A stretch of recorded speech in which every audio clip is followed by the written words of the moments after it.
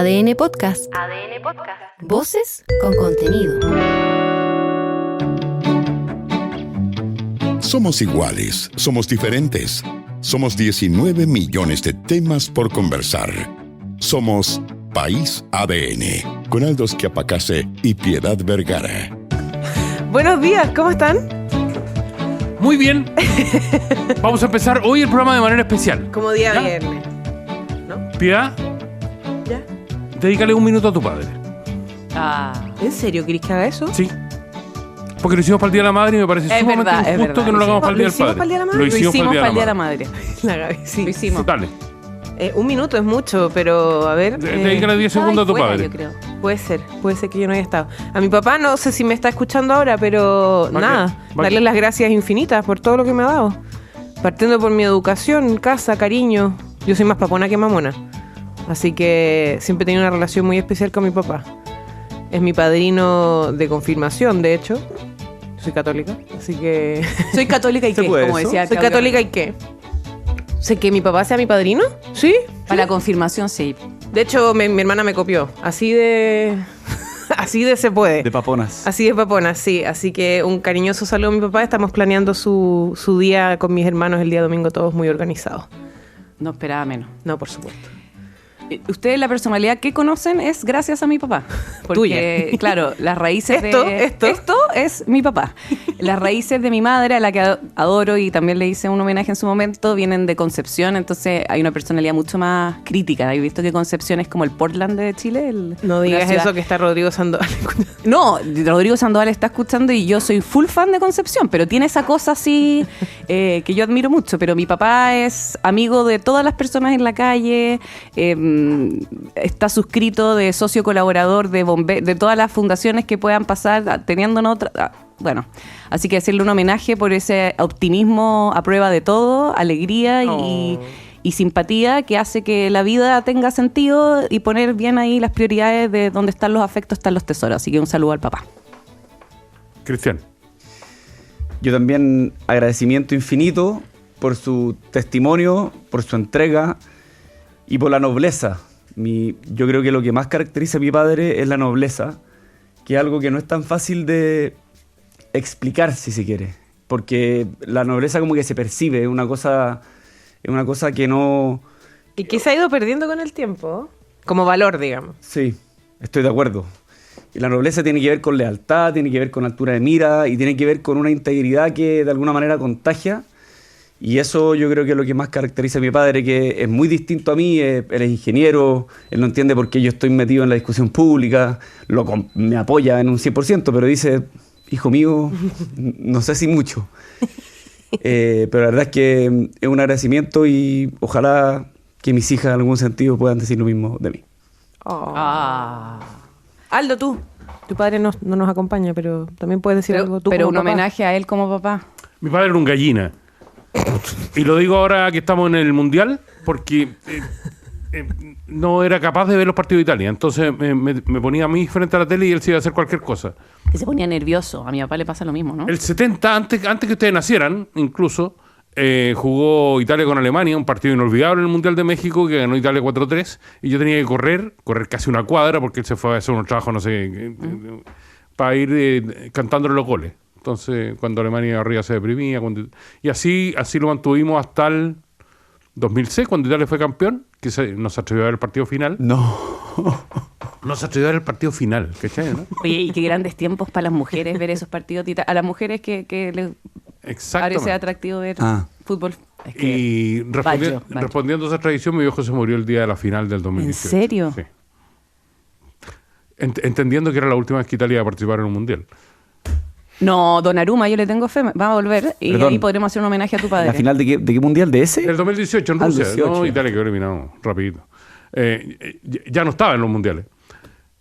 Rodrigo Pérez de Arce, estamos dedicándole un segundo a los padres en la antesala del Día del Padre. ¿Cómo estás? Bien, vengo llegando del acto del Día del Padre, de hecho. ¡No! No te puedo creer. ¡Qué amor! Sí. Como Qué bonito, qué como bonito. estoy en el futuro en el fondo, ¿de veras? en la mañana me tocó ¿sabes el qué? acto. Los ingleses respetan el día. Aquí hay poco afán por el Día del Padre en los colegios. No, acá es a todo cohete. Es un día como bien mezclado porque es como cuidadores masculinos. Mamá, abuelo, en fin, es todo un cuento. Así que nada, tiene harto cuento, nos hicieron unas estaciones. En fin, jugamos una especie de béisbol pero con el pie, de varios niños casi reciben unos pelotazos brutales de los papás que parece que estaban medio enojados. Está mundializado. Mundializados, claro, sí. Como que el fair play duró 3 minutos y al tiro empezaron a volar los pelotazos. ¿Y tu papá? El tuyo. Estamos haciendo homenajes al padre propio. Mi papá, lo más grande. ¿Qué es lo más importante que te ha dejado tu papá ahora que eres papá tú también? Tantas cosas. ¿Cachai? Hay una cosa que a mí, como, no sé si como el mood para decirlo, pero quizás lo más impresionante fue que cuando yo fui papá, que teníamos la misma edad, 27 en ese momento, como cachar lo chico que éramos y lo mucho que uno se equivoca cuando es chico, po. Entonces fue como una experiencia muy liberadora ser papá, respecto de la relación con mi papá. Mira, qué lindas palabras las de todos con respecto a sus papás. Ojalá nos estén escuchando. Les mandamos un cariñoso saludo también a todos los que nos escuchan, que son papás y que espero este domingo puedan celebrar. Y también digamos que hay otras personas que cumplen roles en familias donde a veces no hay una figura paterna clara. Hermano mayor, hermanos veces, mayores, abuelo. También tíos. Entonces también saludos a esas personas. Mamás también. Mamás que son hacen papá de y mamá. papá. Exacto. También. Muy bien. A propósito que Italia se quedó fuera del Mundial, y a propósito del recuerdo de mi padre, grande Giorgia Meloni. Uno podrá, mi papá era fascista, yo obviamente no puedo seguir aquí, pero estoy seguro que habría estado orgulloso de Giorgia Meloni. Oye, y Gracias por ese dato. Gracias por ese dato. Y orgulloso de que la mejor ¡Qué canción. mujer! La mejor canción del mundial es Tate Italiano. Dan Sí, ganas. lejos. O sea, los pelos. Ay, a mí el otro día me retaron por eso. Es que él es la mejor, lejos. Sí, porque yo solo mencioné que yo me acordaba más del Guacahuaco de la Copa de... No, la copa está segunda. Esta segunda, ¿cierto? Segura, Ya, segura. ya, ok. La primera es la de Italia, ok. Tenemos esta mañana a Rodrigo Pérez de Arce, que está en Birmingham, como ustedes saben, abogado magíster en Sociología de la Universidad Católica, investigador del FAR-UDD y del IES. A Cristian Spigor, que es abogado y director ejecutivo de Idea País. ¿Cómo estás, Cristian? Muy bien. El panel de abogados. Estamos muy contentos de tener hoy a Gabriela Hilliger cuando está ardiendo el debate sobre migración una vez más, abogada y máster en Derecho de la Universidad de California, directora jurídica del Servicio Jesuita Migrante. Gabriela, tenemos que partir contigo. ¿Cuál es tu visión de lo que está pasando en estos momentos con el tema Haití? Nosotros nos reunimos con varias organizaciones, entre ellas dirigentes de la comunidad haitiana, y había harto dolor por el debate público como se ha realizado. Hay mucha estridencia, y con esto yo quiero reafirmar la relevancia del trabajo de la Contraloría, tal vez la preocupación por una filtración, porque uno esperaría que esto tenga un tratamiento coherente con la gravedad de lo que se está tratando de investigar, que acá en el fondo lo que da cuenta la Contraloría dentro de sus funciones también sería bueno explicarlo, que son el actuar de la administración del Estado. ¿Ya? La Contraloría no tiene competencia para dictaminar que existen aquí delitos, etcétera. Y en base de ese preinforme, con ciertos hallazgos respecto a irregularidades en el actuar, la estridencia con que se ha hablado de esto a nivel político, a nivel público, a nivel de los medios, ahí uno se pregunta si alguien, y ahí agradezco el espacio también de País ADN, yo he visto también que en otros programas, junto con el gran Rodrigo Sandoval y otros han estado hablando del tema, la estridencia, incluso a veces irresponsabilidad, en el espacio público, autoridades de todo el país hablando de la posible comisión de delitos súper graves, o sea, se ha hablado incluso de tráfico de órganos, y uno dice, un padre haitiano escuchando en su casa con respecto a niñez haitiana, uno se preguntaría si se puede hablar con tal liviandad de cosas así de graves respecto de niños de nuestra propia nacionalidad. Entonces, a ver, lo que hay son irregularidades. Yo creo que aquí lo que hay que transmitir es que haya una investigación seria, que se activen todos los procedimientos que se tengan que activar, eso está bien. Pero si uno lee el preinforme, claro, ahí uno empieza a ver que donde hay vacíos es probablemente en el trabajo interinstitucional, y ahí se ha avanzado y se está avanzando en ciertos procedimientos. El mismo subsecretario del Interior hablaba de la actualización de ciertos protocolos, etcétera. Pero también se ha dado para cuestionar muchas cosas, y no se puede cuestionar que exista un permiso de reunificación familiar. O sea, ese tipo de visas existen en todos los países y dan cuenta de un derecho fundamental, que es de los niños de poder crecer junto con su familia, de las familias tener protección, estar en el fondo, que los estados, todos los estados puedan dar eso. Y aquí el procedimiento de pedir una visa de reunificación familiar tiene varios estados, varios pasos, varios procedimientos. Por un lado está el CERMIC, que tiene que, en el fondo, analizar la documentación. Luego viene, en el fondo, que se emita la visa y tienen que ingresar. Y claro, ahí uno vería que los vacíos más están a veces en la comunicación y lo que pasaba una vez que ingresaban en el aeropuerto. Y también lo que ha generado muchas dudas, este tema de los vuelos charter. Pero ahí me ha faltado que se diga, bueno, estos vuelos charter surgen a partir de la crisis que existe en ese país y la inexistencia de vuelos comerciales. No habían vuelos comerciales y eso también se sabía hace años. Y ahí uno diría, bueno, si se está discutiendo y el Estado dice esto me parece irregular, no puede ser que esto derive en decir, ok, se suspenden las visas de reunificación familiar porque no quiero que vengan por esa vía, y no decir, a ver, ¿cómo yo como Estado puedo proveer una vía segura para que estos niños que puedan reunirse con sus familiares se puedan trasladar? Ahí hay vuelos humanitarios, hay herramientas que se han usado previamente. Entonces, lo doloroso, yo creo, es la estridencia que se está llevando con respecto a este tema. Uno querría que no haya aprovechamiento político, que esto no se derive en... Y ahí yo sí quiero decir que escuché al subsecretario Pavés decir que no iban a entrar en un desglose de responsabilidades, sino que iban a tomar medidas. Si esa fuera la línea del gobierno, me parece que eso está correcto.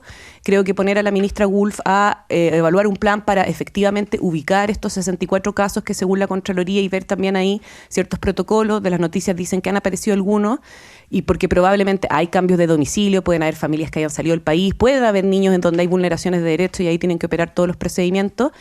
Pero yo creo que no hay que olvidar, y el debate y los medios y las autoridades no tienen que olvidar el dolor de una comunidad que ha tenido que salir en millones de su país. La situación de Haití es sin precedentes. O sea, ahí, incluso comparado con otras crisis brutales que hay en nuestra región, y son población de especial protección. Entonces, cuando se cuestiona algo o estigmatiza, se profundiza ese dolor, esos problemas de integrarlo, cuando muchos de ellos llevan muchos años, y cuando también hay el anhelo de padres de reunirse con sus hijos. Eso sí existe, es legítimo y es un derecho. Cristian Stewart. A mí me parece que ante un tema que efectivamente es muy grave, el modo en que reaccionó el gobierno fue adecuado. Primero, convocando a los 3 poderes del Estado, empoderando a una ministra que me parece que es competente para poder hacerse cargo de este problema. También convocando a la PDI y haciendo parte a Fiscalía y a la Contraloría también. Creo que el tono ha sido adecuado y me parece muy positivo que se diga esto. Muestra que hay una convicción compartida de preocupación por un tema que tiene que ir más allá de consideraciones políticas, y dejemos las responsabilidades para después. Ahora, el tono, yo diría que igualmente han habido distintos tonos. Porque sí, evidente. Uno escuchó aparte del director a veces hablar, yo creo que son más de 200, no me parece que eso sea correcto. En el fondo, como estar tirando números, no, esto deben ser mucho más de 200 niños. No. Ahí yo creo que hay que ser un poquito más responsable como en lo que hay, en lo que no hay, en tal vez manifestar las gravedades. O sea, han habido tonos correctos y han habido tonos que no creo que hayan sido tan correctos. Y esperemos que eso también se vaya moderando en los días. Yo las declaraciones que he visto de la ministra Wolf me han parecido que adecuado, y al final la ministra empoderada. Entonces al final pienso yo que es la manera de poder juzgar cómo ha reaccionado el gobierno en general. Pero yo quisiera hacer una pequeña reflexión sobre la fragilidad del Estado. Porque acá no estamos hablando de licencias médicas fraudulentas, ni tampoco estamos hablando de funcionarios públicos apostando en casinos. Estamos hablando de niños que más encima son niños pobres, y más encima son niños pobres que no es su país, digamos. Entonces es una mezcla de factores que hace que este tema sea particularmente delicado, donde el Estado muestra su incapacidad de poder no solamente resguardar quién entra y quién sale de las fronteras, sino también de hacerse cargo de la niñez. Uno se pregunta que si es que nos hacemos si es que tenemos una reflexión compartida respecto de nuestra institucionalidad y que tenemos resiliencia institucional en las sombras. Bueno, acá parece que estamos mostrando que eso no solamente no es tan así, sino que ponemos mucho foco en algunas cosas. No sé, uno piensa que hay una paradoja en la importancia que hay de que a uno no lo vayan a pillar con una planta o una semilla en un aeropuerto, pero acá vemos que no se trata con igual delicadeza cosas que requieren mucha más delicadeza como una persona humana, digamos. Entonces, yo creo que esto lamentablemente desnuda la incapacidad estructural que tiene el Estado de hacerse cargo de la niñez, y me parece que el mejor legado que puede tener el presidente Kast, a propósito de que él trazó una hoja de ruta en la cuenta pública, que me parece que es el mejor programa de gobierno, si se quiere, ya habiendo ejercido el poder durante al menos 90 días, tiene que ver justamente con que el Estado deje de abandonar a los niños y que se haga cargo de la dignidad de todos los niños, chilenos o extranjeros. Rodrigo Pérez de Arce. Sí, qué tremendo el problema, ¿no? Primero, como los números, que incluso todavía son medios preliminares, el informe todavía no sale la próxima semana completo con todos los datos, en fin. Y las derivadas que pueden seguirse de eso son medio escalofriantes, ¿no? Hablábamos del Día del Padre, yo me imagino qué estará pasando con esas familias, cómo estarán sufriendo con estos niños. Y lo primero que me hace pensar es la falta de información del problema, es decir, cuál es la magnitud del problema, cuántos niños hay. Veía y me dejó perplejo el número, que venía un vuelo charter desde Santiago, para en Lima, y hay 80 niños, no sé si me equivoco, 80 niños a los que se les pierde la pista en esa escala, que no estaba programada además. Vemos además que esto habría sido organizado, habrían sido acompañados por un grupo muy reducido de adultos, entiendo que son 12, para 480 niños. No me cuadra el número. Entonces tenemos que investigar qué está pasando ahí, si hay una organización detrás, si efectivamente estaban las familias en Chile para ejercer ese derecho de la reunificación familiar y tener una visa asociada a eso. También la pregunta terrible respecto a qué pasó en Chile para que toda esta cadena se verificara. ¿Quién dio las autorizaciones? ¿Quién timbró los papeles? Porque, en fin, aquí hay decisiones de personas concretas que permitieron que esto sucediera. Y ahí, como decía Cristiano, a mí me parece que es clave el punto de la fragilidad de nuestro orden. Muchas veces le pedimos al Estado que haga un montón de cosas que en la realidad no es capaz de hacer, no tiene las herramientas, ¿verdad? Y ahora a mí me preocupa, como con muchos problemas que tenemos, que estemos persiguiendo para acusar a personas específicas, no sé, al anterior director de Migraciones, cuyas explicaciones a mí me han parecido súper insuficientes en cualquier caso, y que no nos estemos preocupando de ubicar a esos niños, saber cuál es su paradero, si están en Chile, si están en buenas condiciones, si se usó, como puede haber pasado, Chile como un lugar de conexión hacia otros lugares, en fin. Pero creo que todas esas agendas tienen que avanzar en paralelo, y que al menos en este tema, por lo delicado que es, por la sensibilidad de para ponerle un nombre, de sus víctimas o de quienes están asociados, en este caso son niños, dejemos el ajuste de cuentas para un poquito más adelante. Oye, ahí yo quisiera profundizar en que si bien aquí yo creo que lo que se infiere del preinforme, y habrá que esperar, como bien decía Rodrigo, el informe, es fragilidades o ciertas, en el fondo, nudos críticos donde hay que mejorar los mecanismos, etcétera. Yo diría que es importante que las personas también sepan cómo funciona el procedimiento, porque cuando se instala esto de que como que hay información y hay medios en que el Estado sí de Chile y ahí defender en algo la institución del Estado y también aplaudir que hayan mecanismos como las investigaciones de Contraloría y otros para que uno pueda ver estas posibles irregularidades y buscar soluciones. Porque hay que pensar que, por supuesto, cuando vienen niños de Haití o vienen niños de otros países de la región, en Chile, ahí lo que hay se ve en ese estado un modo para proteger más a esos niños, y ese es el deseo de los padres cuando en el fondo hacen esa solicitud.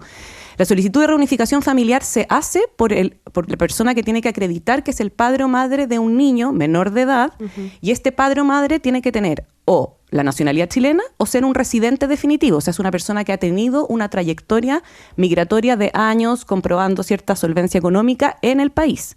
¿Ya? Esa persona hace la solicitud y quien analiza la documentación efectivamente es el CERMIC, que tiene que acreditar y ahí dar cuenta de que muchas veces lo que se pelea y ahí lo que falla es los tiempos de demora, etcétera. Y después lo que pasa es, una vez que se autoriza esa visa, se comprueba el vínculo y ahí también se ha cuestionado cierta flexibilidad documental, pero también eso es más complejo de lo que se habla o se acusa, porque cuando tú tienes institucionalidades quebradas como países Haití o en su momento Venezuela, claro, es difícil confiar en la documentación, tú tienes que hacer como una gestión que asuma la realidad de ese país y buscar, y ahí muchas veces lo que se usa se piden antecedentes adicionales, se pide evidencia secundaria, porque hay que hacer un ejercicio de ponderación, que la gente también está tratando de obviarlo. Y ahí, claro, lo que viene es que el niño o niña tiene 90 días una vez que se emite la visa para ingresar al país.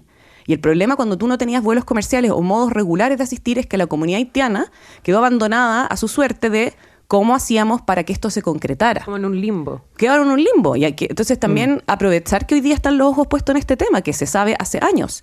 Y ahí, claro, habrá que investigar bien estos vuelos charter, quién los organizaba, esto que hablaba Rodrigo de las 12 personas, pero en el fondo también no se dice cómo, a ver cómo Estado también, y todas estas preocupaciones, cómo tomaron forma también de proveer los medios para que se apoyara a la comunidad haitiana en hacer vuelos de manera más regular, sabiendo, como todos sabían, que no habían vuelos comerciales. Dicho eso, ahí uno lo que ve es que llegan y la policía de investigaciones lo que tiene que controlar es que está la documentación vigente, y ahí en el fondo se supone que estos niños debieran haber viajado con autorizaciones de padres y madres.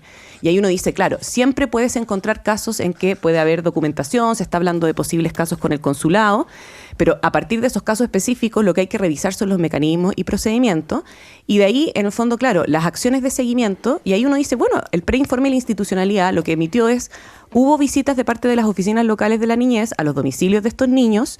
No se dice, pero en el informe se dice específicamente, 41 niños estaban exactamente en el domicilio que cuando el padre-madre solicita la visa tiene que declarar, estaban viviendo con su padre-madre y ahora han aparecido ciertos casos de niños que están a cargo de un tutor, en ciertas condiciones que hay que revisar, y efectivamente ahí la institucionalidad de la niñez, yo diría que hay muchos funcionarios, los tribunales de familia hacen un trabajo admirable. Y ahí entonces la pregunta sería, hay que poner más recursos y el análisis tiene que ser, los mecanismos tienen que funcionar mejor y tenemos que ser súper claros. Y si el Ministerio Público está activando procedimientos ante delitos, que todos colaboren y que se hagan las investigaciones más prolijas. Pero yo creo que también el debate público y los medios tenemos que transmitir la información como es, para que haya un análisis responsable, porque acá está también la integración, los derechos, el reconocimiento de la comunidad haitiana y la situación en Chile. Y ahí, por ejemplo, se está tratando de ubicar de esos padres que solicitaron esas visas, está la información en la página del CERMIC. Esas personas tuvieron que dar su RUT, aquí hay un trabajo que se puede hacer con el registro civil y por eso yo, desde lo que se ha ido visualizando de esto, digo, donde está un nudo crítico es en el diálogo interinstitucional, pero eso hay que reforzarlo. Entonces, porque probablemente si ustedes dicen, bueno, si esto se mueve hacia una dirección de vamos a suspender la emisión de todas las visas, no vamos a flexibilizar ninguna acreditación documental, vamos a poner todo mucho más menos flexible. También es un problema. Es un problema, porque acá tú tienes un país donde hay niñez que está siendo vulnerada constantemente, donde muchos padres y madres ven aquí una opción, incluso en condiciones de pobreza, para que esos niños puedan acceder a derechos fundamentales. Entonces, esperaría que el debate vaya por esa línea, espero que ya haya más responsabilidad cuando se hablan de posibles delitos terribles, que esto se investigue, pero con la seriedad y no estando hablando de lucubraciones delictivas en matinales. Claro, sí. ¿Rodrigo? Sí.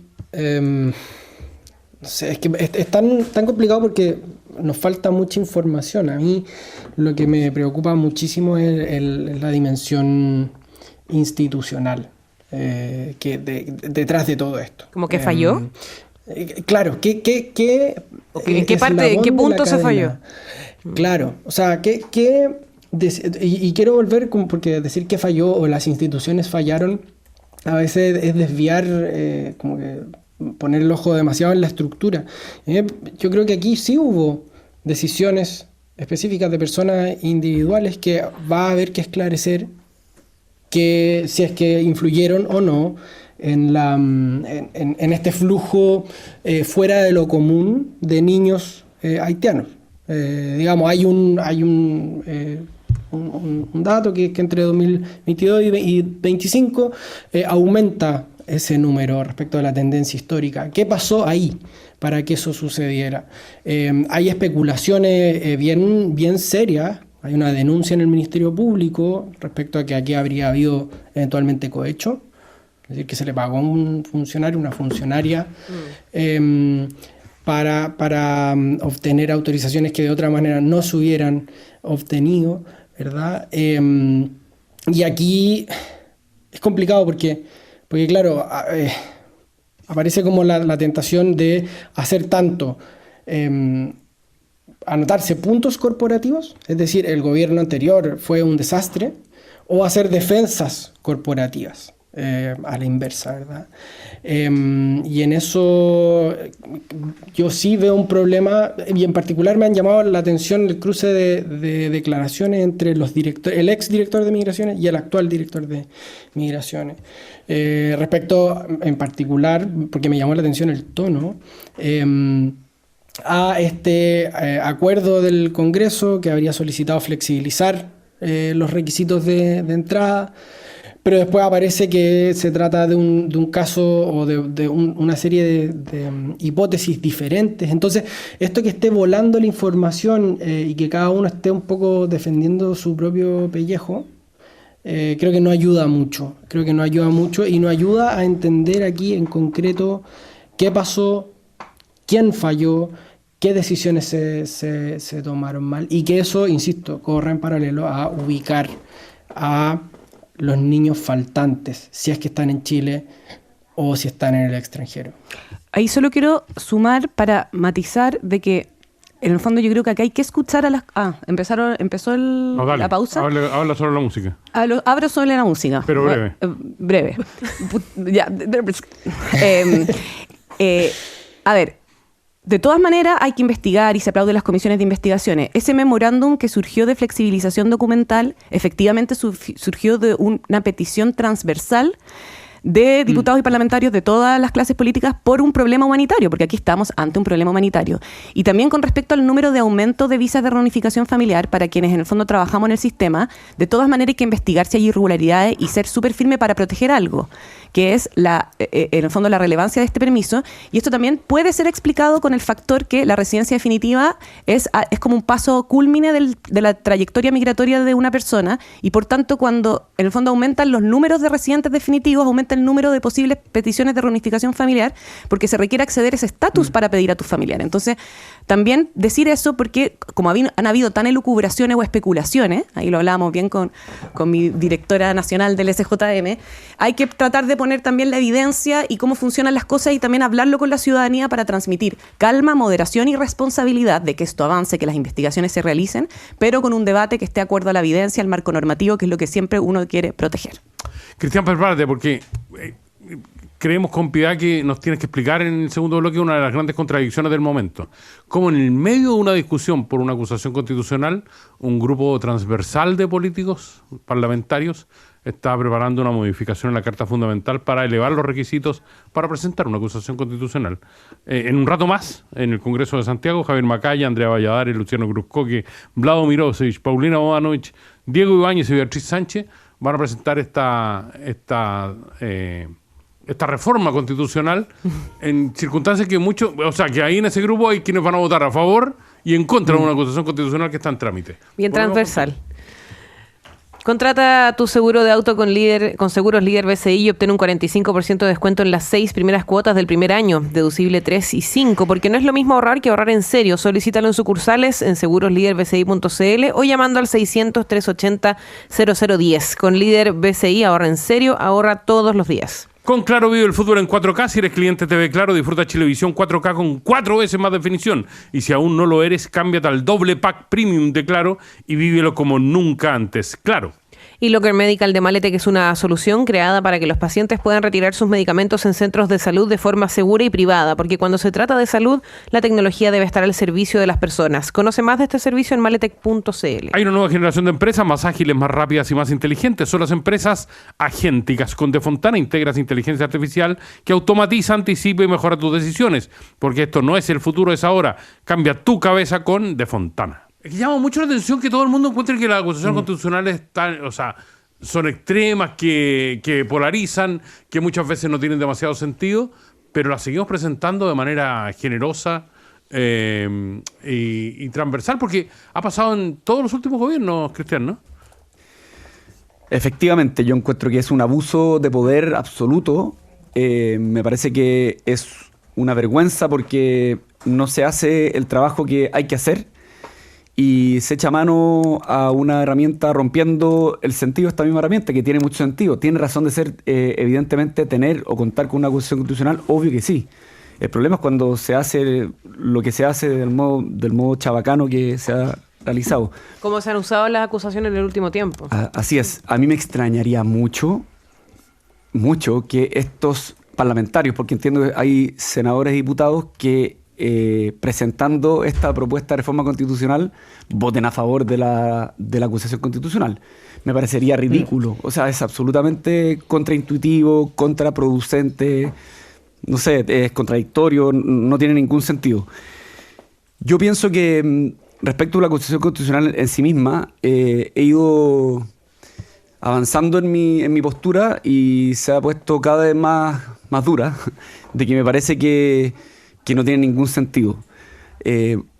Cuestionar el desempeño que tuvo Mario Marcel y Nicolás Grau como ministros de Hacienda, me parece que es consistente. El desempeño que tuvieron fue pobre, a juzgar solamente por sus resultados. Crecimiento económico, la sobreestimación de ingresos, que lamentablemente de los 4 años de Boric, 3 años puntean en el ranking de ¿qué años hubo más sobreestimación de ingresos desde siempre, digamos, sin considerar los años normales, digamos, sin considerar años de pandemia o años que de alguna manera, el estallido social, etcétera. Y eso ya por sí solo, a pesar de las prevenciones que se hicieron del Consejo Fiscal Autónomo, es suficientemente evidente como para decir que no lo hicieron nada de bien. Pero obviamente que una cosa es eso y otra cosa muy distinta es utilizar una acusación constitucional, que es un instrumento específico, que tiene causales específicas para poder criticar un mal desempeño. Hoy viene una columna de Marisol Peña, ex presidenta del Tribunal Constitucional, donde ella dice que no se puede abusar del uso de los principios. Ella dice que no porque se hayan vulnerado ciertos principios que es muy relevante tener a la vista, probidad, transparencia y otros tantos, luego es suficiente para poder acusar constitucionalmente, porque acá lo que hay que analizar son las conductas, son los hechos. Si es que ciertos hechos tienen que ver con la vulneración de ciertos principios y no la vulneración de principios porque sí. A mí me parece que esta acusación constitucional, simplemente para cerrar, abusa de la institucionalidad, enreda la discusión. Acá lo que se pretende es aprobar una propuesta, un proyecto de ley que la han llamado mega reforma, que yo asumo que el gobierno quiere contar con la mayor cantidad de votos de la oposición, y lo que hace esto únicamente es enredar esa discusión, enredar al gobierno también, porque si es que Grau llega a ganar, es darle un poroto innecesario y gratis al Frente Amplio, que entiendo que es el partido de Grau, y lo que simplemente también para poder decir lo que me parece que es muy importante, confirma el cortoplacismo patológico que tenemos en Chile. Se interpone esta acusación constitucional a días de que venza el plazo, entonces simplemente para poder arrogarse un poroto, y con esto hay una declaración de un diputado que a mí me parece que es muy mala, que dice: los que voten en contra tendrán que responderle a su electorado. Se confirma que al final lo único que se quiere es arrogarse de poroto y ganar cámara. ¿Gabriela Gilliger? No. No, estaba tomando el café de Aldo, que está muy bueno. Dale, le doy a Rodrigo mientras tanto, que está Rodrigo Pérez Darce.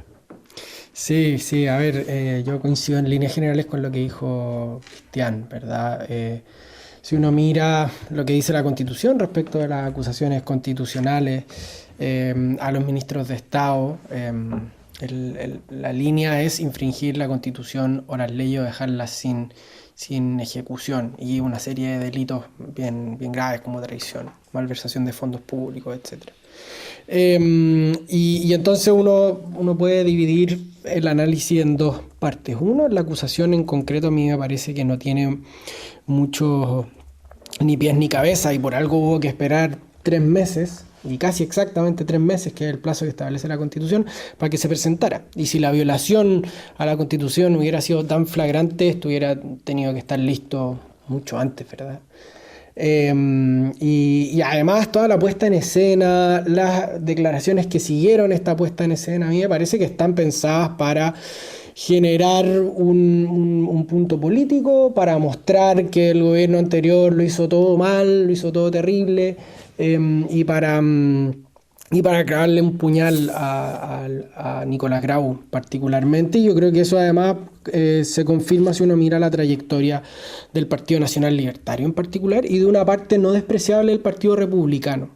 Aquí no solamente es responsabilidad de los libertarios, aquí hubo gente del Partido Republicano que no solamente presentó la acusación, sino que también la ha defendido en términos muy vehementes. Y a mí me parece un error, incluso coincidiendo con Cristian respecto de que, a mi juicio, y de gente que sabe del tema, la gestión económica del gobierno anterior fue mediocre. Hay un error que se cometió consistentemente, probablemente lo único que fue consistente en la dirección de presupuestos fue en sobreestimar los ingresos y subestimar los gastos. Y esos son errores muy graves, ¿verdad? Entonces creo que ese reproche político no equivale al reproche constitucional que quieren hacer los republicanos. Ahora, la segunda línea, que es la que me parece que hay que atacar más de fondo, y que creo que este proyecto de reforma constitucional tiene sentido, pero no basta por sí solo, es que hoy día es más fácil presentar una acusación constitucional que una interpelación o una comisión investigadora. No tengo los números de memoria, pero basta con 10 parlamentarios, 10 diputados para presentar una acusación constitucional. Si no me equivoco, la interpelación es 1/3, o sea, 52 miembros de la Cámara, y así, ¿verdad? Entonces, más de 10 y menos de 20. Claro, más de 10, ¿no? Y entonces es mucho más fácil activar la bomba atómica que interpelar a un ministro. Y eso yo creo que es un error de diseño institucional, y vamos a tener que pensar en cómo frenar el mecanismo. O sea, eso es lo que está buscando este grupo transversal de senadores y diputados, al parecer. Exactamente. Y eso me parece que está muy bien orientado. Ahora, el problema de fondo no es solamente uno de mecanismos, sino que es una manera de entender la política, y de grupos que se han ido creciendo a punta de una visión facciosa de la política. Esta lógica de la acusación constitucional, lamentablemente, y dejando de lado las dos acusaciones contra Jasna Proboste y Harald Beyer, que yo creo que son harina de otro costal, partió durante el segundo gobierno del presidente Piñera, y ni siquiera durante el estallido. Partió cuando el Frente Amplio quiso acusar a Emilio Santelices por el reglamento de la ley de aborto en 3 causales. Y desde ahí solo ha ido creciendo. Entonces tenemos aquí dos polos políticos que se alimentan mutuamente. Gael Yeoman sugería que había que acusar al ministro Quiró. Me parece una cuestión totalmente disparatada y demencial. O sea, es como una ley de empate finalmente. Y claro, y es que en el fondo, como tú me hiciste daño, yo trato de hacerte daño de vuelta, y así vamos creciendo hasta que la política se vuelve imposible. Y ese sentimiento, a pesar de que los mecanismos ayudan y ayudan mucho, ese sentimiento de revancha, de impugnación, de ver al otro no como adversario, sino como enemigo, es algo que está súper presente y que no hemos logrado destrabarlo y resolverlo. Gaby. Yo sí creo que fue un punto de inflexión la acusación de Jasna Proboste y de Harald Beyer. O sea, si lo recordamos ahí, el su tema de los momento. argumentos, cuando en el debate, pues esto yo creo que da cuenta de que mi edad ya es más avanzada a veces, que lo recuerdo muy patente. Conocía abogados, hablando que estamos en el panel de los abogados, que estuvieron, en el fondo fueron partícipes de la escrituración del escrito de acusación de Jasna Proboste. Y yo creo que fue un punto de inflexión. Ahí se dio cuenta de que esto podía ser más que una herramienta constitucional, jurídica, que, como lo hablábamos con respecto al otro tema, en vez de ahonda la fragilidad de la institucionalidad, era como una herramienta que se podía usar para hacer daño político, para hacer una cosa simbólica. Y ahí uno diría, cuando uno abusa de algo, corre el riesgo de que eso pierda como su naturaleza y se desvirtúe. Y ahí yo diría una interpelación a mi gremio, o sea... cuando uno ve como escritos que, como bien decía Cristian, se hacen súper livianamente con respecto a algo que tiene una posible consecuencia muy profunda, uno dice ahí, ¿quién se está prestando para esto? Entonces, también esto se puede vincular con el debate de cómo hacemos responsables a los abogados cuando en su ejercicio de la profesión son irresponsables, ¿no es cierto? Tal vez también debiéramos incorporar esta esfera. Entonces, efectivamente, aquí yo digo... si usamos la acusación constitucional para fines distintos de los que en el fondo motivaron su incorporación en nuestro régimen jurídico, podemos terminar sin esa herramienta y ahí en el fondo retrocedemos. Es lo mismo cuando uno come mucho una alimentación, ¿se acuerdan? Y uno como que después le agarra fobia. Sí. Sí, gracias. Es una analogía para que los oyentes se puedan... Y Aldo te dice, sí. Sí. No, pero en el fondo... Pregúntame cómo y te respondo al tiro. Claro, porque en el fondo tú cuando le... ¿Cachai? No, bueno, yo creo que hay que honrar la importancia de las instituciones y cuando nuestra clase política actúa en abuso, nos vamos a quedar sin esa herramienta o en el fondo vamos a continuar en una ola de mal uso, etcétera. Entonces, ese sería mi punto. Cristian Stewart. No, y además la imagen de Chile, si tanto se quiere atraer inversión extranjera, si se ve que que hay una acusación constitucional en curso contra el exministro de Hacienda y que hay una acusación constitucional en potencialidad para el actual ministro de Hacienda, ¿qué señal se le está dando a los inversionistas extranjeros? O sea, entiendo que Palma, el economista que es profesor en Cambridge, decía que con esto iban a bajar inmediatamente las clasificadoras de riesgo el indicador de Chile, y también cuando se da esta señal de que en cosa de días se están amenazando por un lado y cursando por otro lado a los últimos 2 ministros de Hacienda, es para salir arrancando. Entonces a mí me parece que el gobierno tiene que intentar desarticular todo lo que pueda, al menos el Partido Republicano, que es parte del gobierno. El Partido Nacional Libertario está haciendo las mismas cosas que hacía el Partido Republicano anteriormente con Chile Vamos, y solo pienso que el gobierno acá tiene que ponerse muy duro y tratar de parar esta locura, como dijo el ex ministro Luis Cordero, que dijo, esto tiene que parar. Nos quedan 3 minutos de debate, Gaby. Les voy a plantear a todos una pregunta compleja, pero que tienes que responder en menor tiempo posible, ¿ok? ¿Con música de fondo, como me pusiste No. al final de mi tema? Puede ser una música- canción de Taylor Swift. Es altamente probable que salga el proyecto de Sala con Universal. El gobierno propone sacarle una tajada a el Seguro cesantía. El seguro cesantía. Para que no tengan que pagar los empresarios, para que no haya tanta Para carga subir laboral el en costo ese de sentido. contratación. Parto contigo, Rodrigo, Eso. porque lo noto muy entusiasta. sí. Sí, no, ¿Te, es que te parece este que el tema fin me último, que interesa. aprobar ese proyecto, justifica esta vuelta, no? Es que tenéis que... O sea, estamos en una situación en que los recursos no dan para hacer todo. A mí la salida del gobierno no me termina de convencer. Es decir, ocupar una parte o toda la plata destinada al seguro de cesantía para pagar Sala Común Universal, creo que ahí hay un problema. Quizás tenemos que pensar en la distribución de esos dineros, porque además...